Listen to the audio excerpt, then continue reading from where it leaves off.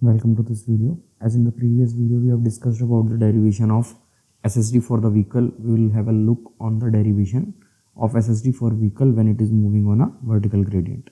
Let me explain the diagram. So here we have this vehicle that is going to move in the direction this with the speed v at after a distance of covering a distance of L. It will stop. The speed will come to 0. There are different forces that will act upon it. The first one would be weight of the vehicle. The angle theta represents the slope at which the vehicle is moving. Since it is so, this would also be theta. This will come out to be w cos theta, this component. The component w sin theta will be acting against the movement of the vehicle and it will support the braking action of the vehicle. So let us come to the diagram. Right. So these are few of the facts about the diagram. Let the ascending gradient be at n%. Gravity acting on the vehicle will support the braking action that we have already certified. Next, the vehicle will come to a stop from the speed v in a distance of L on the slope.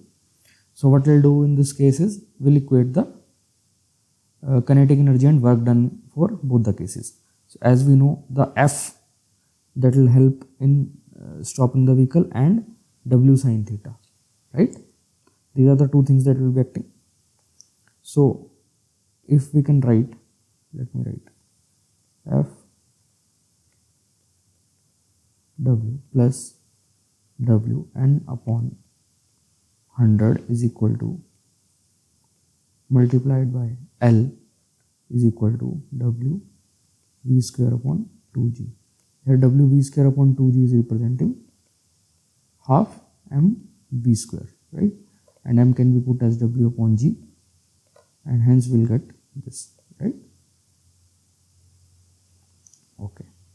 So from this we can ascertain that L is equal to v square upon 2g f plus n upon 100. Let me explain what the components are working upon here. The w will be cancelled out on both the sides, right? F is the friction of coefficient of friction, and n is the gradient that is acting that the vehicle is moving upon, right? In the next part we'll discuss about the vehicle when it is moving in the down gradient.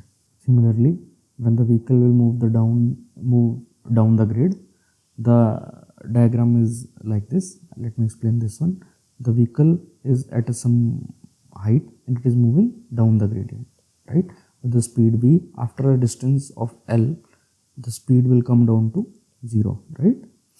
The forces that will act on the vehicle would be, this is the w, that is the weight that is acting vertically downwards.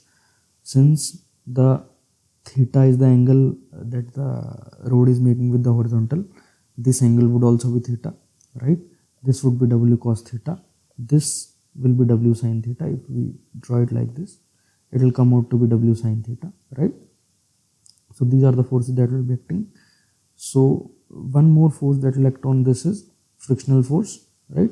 We'll equate it in the same manner as we did just earlier. So since one thing to note here is the theta would be small and hence sin theta would be equal to tan theta and ultimately equal to n by 100. In the similar manner we can write, let me write it down for you, equating kinetic energy and work done.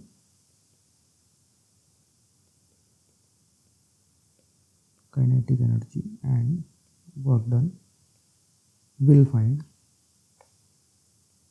Fw minus Wn upon 100 L is equal to Wv square upon 2g, right? This is the fact that this will represent the kinetic energy of the vehicle, right? So here from L would be equal to v square upon 2g f minus n upon 100. So in general, this would be the braking distance for the vehicle moving upward or downward. So in general, we can say that braking distance is equal to v square upon 2g f plus minus n upon 100. The gradient would be added up or subtracted from the frictional coefficient depending on the fact if the gradient is up the hill or down the hill. So ultimately SSD will come out to be SSD is equal to lag distance plus braking distance. That will come out to be v into t plus v square upon 2g f plus minus n upon 100. So this is the formula we will be using for calculating the SSD.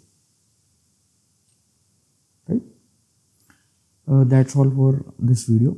We'll meet you in the next video. Have a good day. Take care.